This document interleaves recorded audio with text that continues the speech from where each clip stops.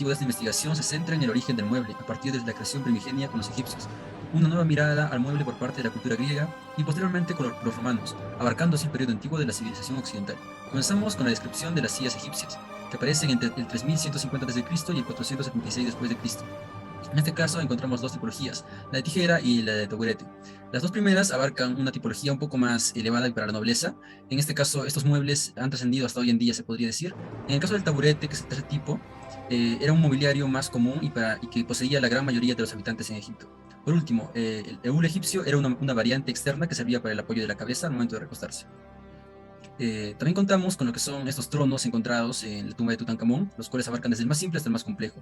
El primero está construido en lo que es madera, con revestimientos de oro y algunos detalles zoomorfos. La segunda, el trono dorado, se caracterizaba por su ornamentación detallada y gran resplendor que reflejaba. Y por último, el trono eclesiástico es un modelo detallista de tijera con respaldo, es decir, es una evolución de los primeros modelos que se plantearon en la cultura egipcia. Bueno, continuando tendríamos lo que son las sillas de Grecia. En este caso, en estas se nota mucho la influencia de lo que vendrían a ser los muebles de Egipto. Primero tenemos las sillas más importantes que vendría a ser el trono o los asientos de honor. Estos derivan directamente de los prototipos egipcios.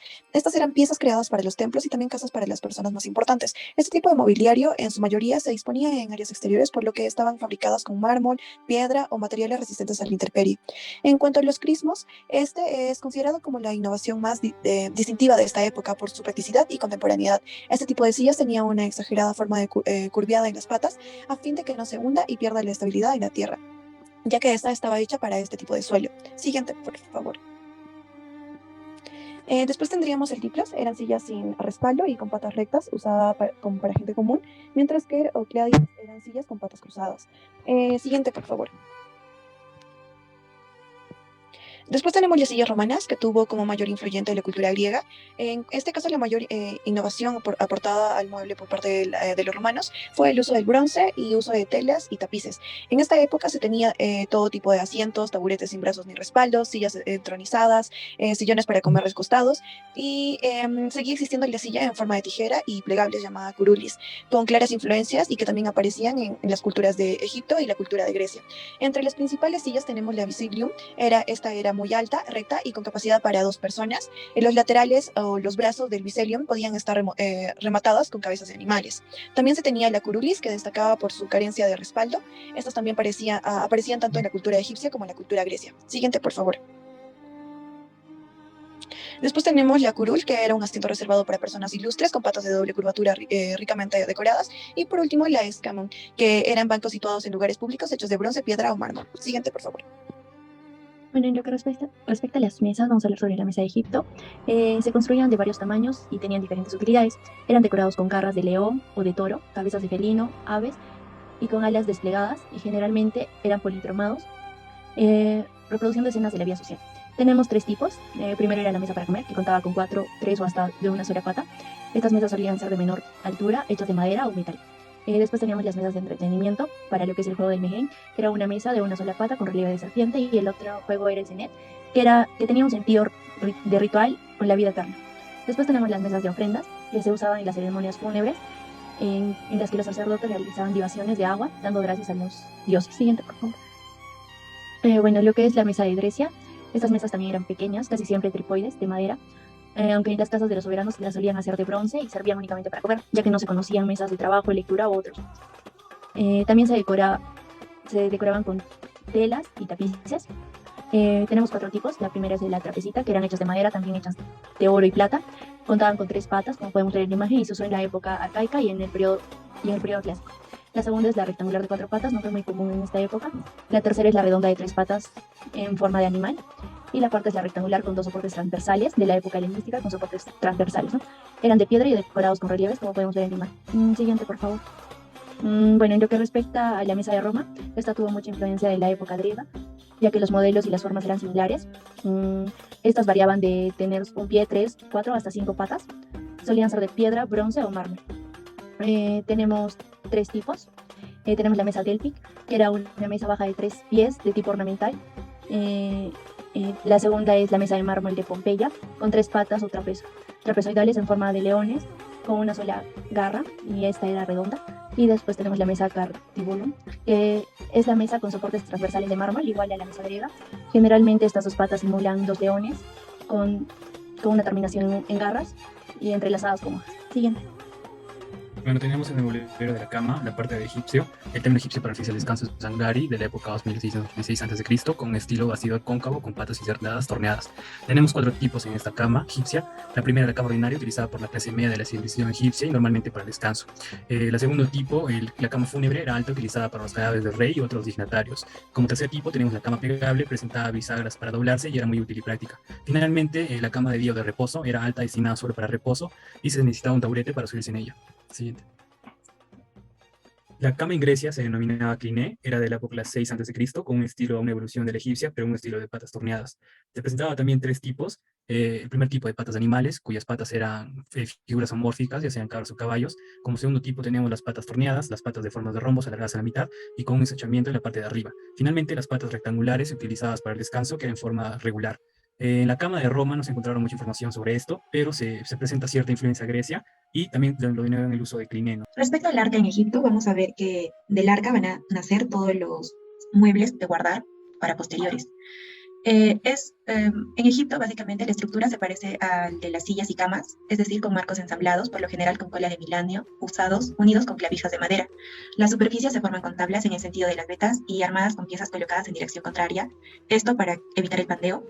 Eran cúbicos simples y la peculiaridad de la forma venía por la tapa. Por la forma de la tapa se podían dividir en cuadrada, curva o en forma de teja. Tenían la finalidad de almacenar y guardar objetos diversos como ropa, documento, maquillaje e incluso muertos. Es por eso que a consecuencia va a haber de diferentes tamaños. También se puede dividir por, según la tapa plana se le decía cofre y según la tapa curva se le decía arcón. Siguiente, por favor. Como partes importantes vamos a tener los botones. Algunos tenían puertas abatibles, algunos tenían cajones, la gola y las montantes que se extendían hasta el suelo en forma de patas y así podían quedar a la altura suficiente para usarlo de pie. Como datos importantes, lo pulían con piedra pómez porque no conocían el cepillo. Siempre tallaban con mucha simbología. Por ejemplo, la llave de la vida, que es el ANG. Y como ejemplares importantes, vamos a tener el que es el más conservado, sería el de Yuya Tuyum, que es de los suegros de Amhotep III, encontrado en el Valle de los Reyes en el siglo XIV a.C., decorado con marfil, ébano, porcelana azul y oro. Posee una gran simbología. Otros ejemplares, el arca de Tutankamón, un cofre para cosméticos y joyas, uno encontrado de la dinastía XII del siglo XIX a.C. En estos también se habla del arca de la vida, que es básicamente los ataúd posteriores, ya se creía lo que es el ataúd antropomorfo. También les ponían piedras semipreciosas, mármol, porcelana, marfil, y siempre estaban estilizados. Siguiente, por favor. El arca en Grecia, también van a surgir de acá todos los muebles para guardar posteriores. Los más antiguos se van a encontrar en la Edad de Bronce, durante las civilizaciones micenia y minoica. Está influenciado mucho por las arcas egipcias, con algunas variaciones que van a consistir en, por ejemplo, en las patas que en Grecia lo ponían como garras.